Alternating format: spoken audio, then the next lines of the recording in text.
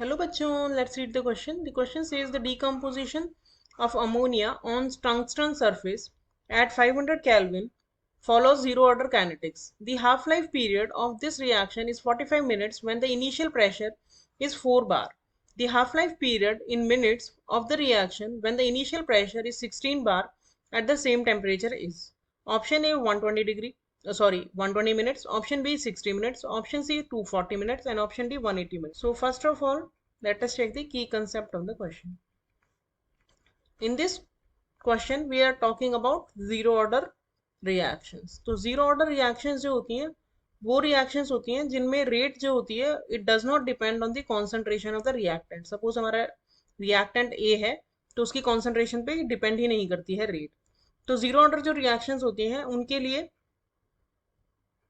जो integrated rate law होता है वो होता है concentration at time t, that means of the reactant AT is equals to minus KT plus concentration of A at zero time, that means initial concentration. A0 जो है it is representing initial concentration and K is the rate constant,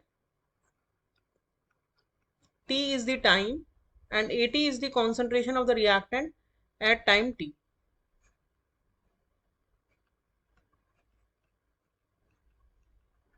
और जो zero order reactions होती हैं उनके लिए जो T half होता है यानी हाफ लाइफ होता है that is directly proportional to the initial concentration of the reactant. अब हम इस क्वेश्चन का अगर कंप्लीट सॉल्यूशन देखें तो हमारा जो रेट लॉ हमने integrated rate law zero order के लिए बोला है वो बोला है minus K T plus initial concentration of A. तो टी हाफ क्या होता है जब कॉन्सेंट्रेशन एट टाइम टी जो है इनिशियल की हाफ हो जाती है.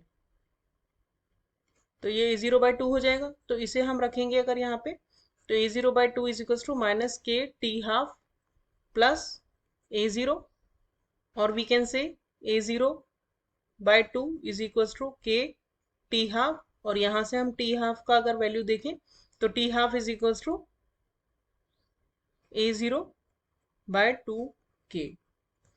अब जब हम गैशियस रिएक्टेंट की बात करते हैं तो उस वाले केस में we can replace concentration by pressure, क्योंकि जो गैशियस रिएक्टेंट्स होते हैं उनमें हम कॉन्सेंट्रेशन को प्रेशर के इक्विवेलेंट ही मानते हैं, क्योंकि जितनी ज्यादा कॉन्सेंट्रेशन होगी उतना ही ज्यादा प्रेशर गैशियस मॉलिक्यूल डालेंगे.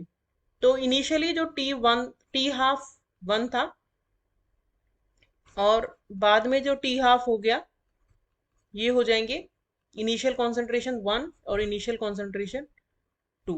पहले हाफ लाइफ हमें दी है 45 मिनट्स, दूसरे हमें पूछी है इनिशियल जो प्रेशर है वो दिया है 4 बार और 16 बार पे हमें पूछा है. तो यहां से हम कह सकते हैं टी हाफ हो जाएगा हमारा 4 इंटू 45 यानी कि 180 मिनट्स,